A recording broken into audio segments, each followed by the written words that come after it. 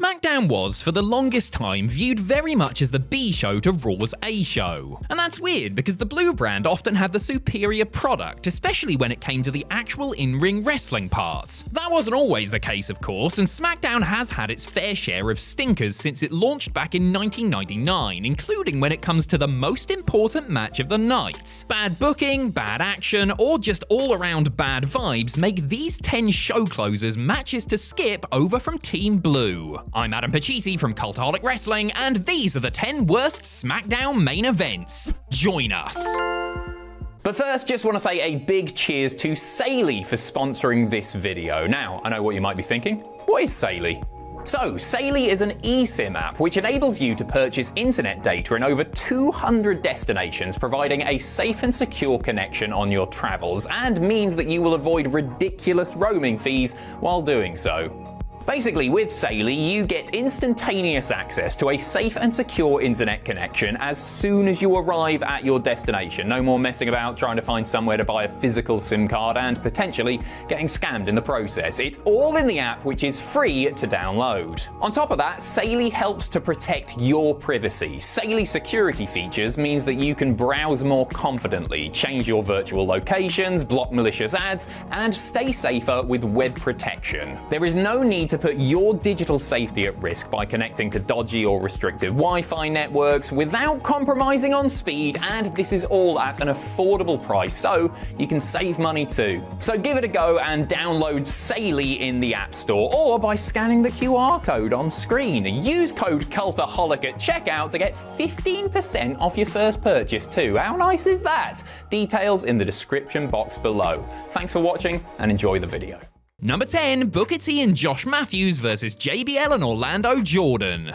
In late 2004, WWE decided to revive Tough Enough, not to be aired on MTV, but via segments on SmackDown. Also in late 2004, Booker T was gearing up to challenge JBL for the WWE title. On the November 4th, 2004 edition of SmackDown, Tough Enough Season 1 runner-up Josh Matthews, who had been used as a backstage interviewer, host, and Velocity commentator, made his in-ring WWE debut after being slapped by JBL for apparently insulting the champ's hanger-on, Orlando Jordan. A blockbuster tag team main event saw Matthews team with Booker to take on JBL and Jordan in a match that was about as compelling as you would expect it to be, considering who was involved. Matthews had a bit of experience and didn't look terrible when hitting a crossbody or dropkick, but nothing about this whole presentation said main event. After taking a bit of a pasting, Josh was able to tag Booker, who cleaned house and pinned Orlando following a scissor kick. On a show where the likes of Eddie Guerrero and The Undertaker didn't even have a match,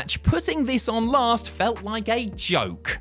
Number 9, Big Show and Brock Lesnar versus the APA. The October 31st, 2002 edition of SmackDown had Edge versus Chris Benoit, Eddie Guerrero versus Kurt Angle, and Brock Lesnar versus Rey Mysterio as a main event. A year later, the show featured about 13 minutes of actual wrestling and was headlined by Lesnar teaming with Big Show to take on the APA, who was set to clash as part of a traditional Survivor Series match in a couple of weeks' time. To call this tag match sluggish would be an insult to slugs, who would probably do a little more than the punches, kicks, clubs, and shoulder blocks that made up the bulk of this lame and heatless contest. This is, however, one of the times when you can use the old expression, hey, at least it was short, as the whole thing was over in about 3 minutes when Brock hits Farouk with a chair. Really, the main event was just a pretext for the post-match angle, where the heels destroy Farouk's leg with a chair in order to take him out of the Survivor Series match so that he can be replaced by John Cena.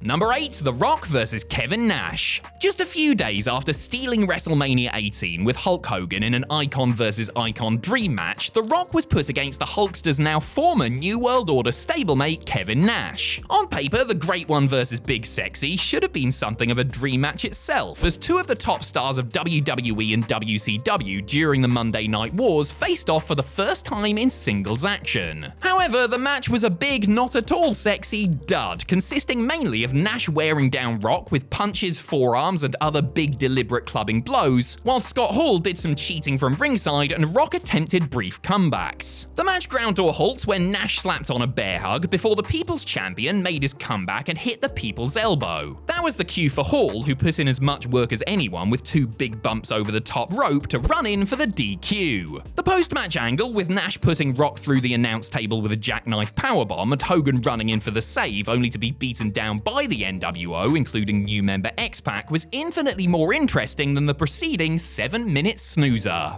Number 7. Triple H versus Vladimir Koslov versus the Great Khali. Though primarily known as a Raw wrestler during the brand split era, Triple H spent about 6 months in late 2000s wrestling for the other side. How generous of him. As a noted ring general who could have a decent match with just about anyone if he wanted to, I'm sure the game believed that he could carry the gruesome twosome of Vladimir Koslov and the Great Khali to something good. Yeah, about that. The odds were stacked against Hunter in more ways than one when they met in a triple threat elimination chamber qualifying match on the January 30th, 2009 episode of SmackDown.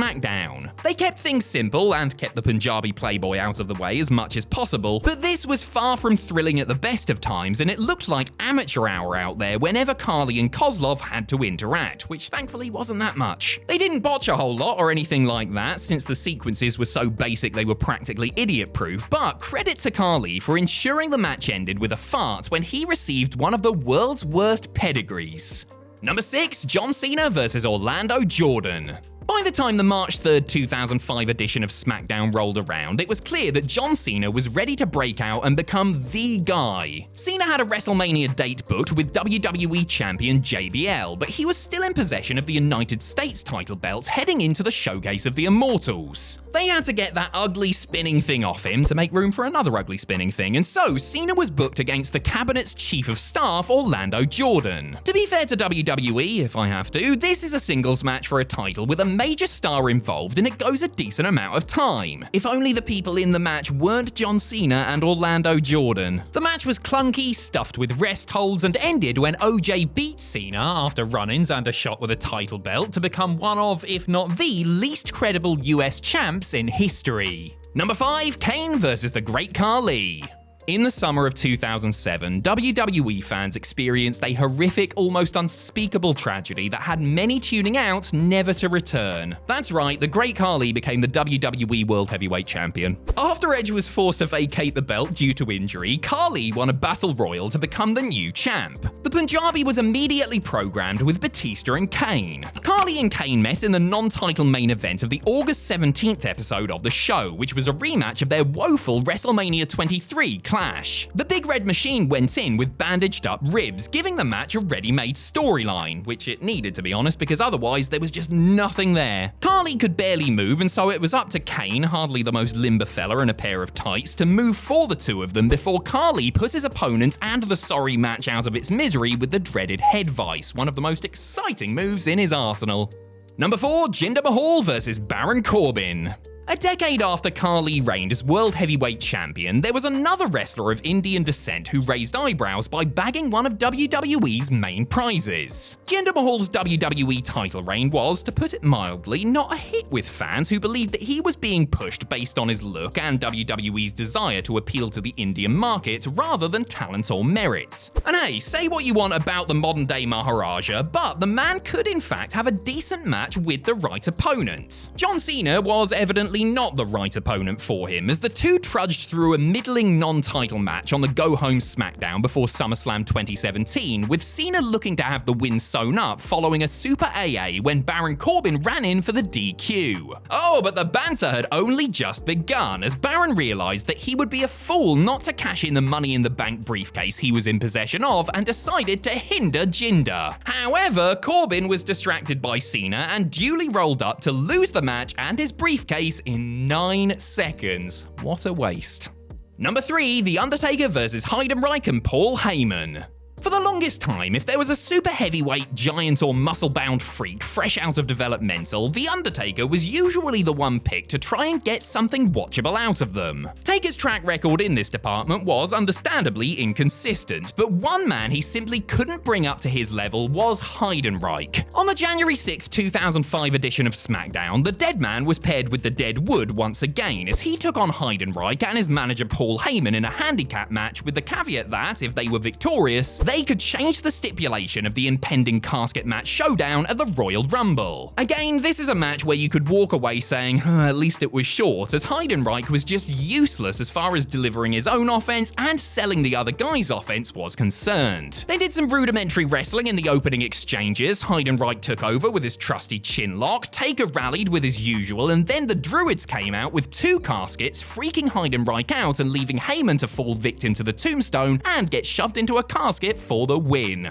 Number 2, Shaun OHare versus Mr. America. You got former WCW mid-card standout Shaun OHare being managed by Roddy Piper, taking on Hulk Hogan in a mask, being accompanied by a one-legged superfan in a match where, if OHare lost, Piper would be fired, but if Mr. America lost, he would have to take a lie detector test. How can this not be good? Well, very easily, actually. Because OHare was far from a ring general, and Mr. America was rapidly deteriorating at this point. It was just so pedestrian and utterly predictable, with the Hulkster sleepwalking through the thing before hitting his usual comeback and seemingly having the victory in his grasp following the big leg drop. Hot Rod broke it up, however, after which Vince McMahon came out and had Gowan arrested, which resulted in a preoccupied Hogan losing via countout, a win that did OHare no favors whatsoever.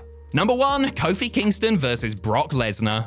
At WrestleMania 35, Kofi Kingston did what few thought he would ever do and beat Daniel Bryan to become WWE Champion. Incredibly, the New Day member not only didn't drop the title immediately to somebody else, but he actually defended it for a solid 6 months. And then he ran into Brock Lesnar. Kofi was booked against the Beast in the main event of the October 4th, 2019 edition of SmackDown. A rare televised outing for Lesnar, who was there because this was the Blue Brand's debut on Fox and thus being treated as a major deal. Not many would have put money on Kingston walking away with his title, but the manner in which he lost it still rankles to this day. Kofi jumped at Brock right after the opening bell, got caught, dropped with a single F5 and pinned, sending him right back to the mid-card in 7 measly seconds. That's right, after half a year of defending his title with pride, Kingston's main event career came to an end in the blink of an eye. It was a slap in the face to him, his fans, and made the match, pretty much by default, the worst main event in SmackDown history.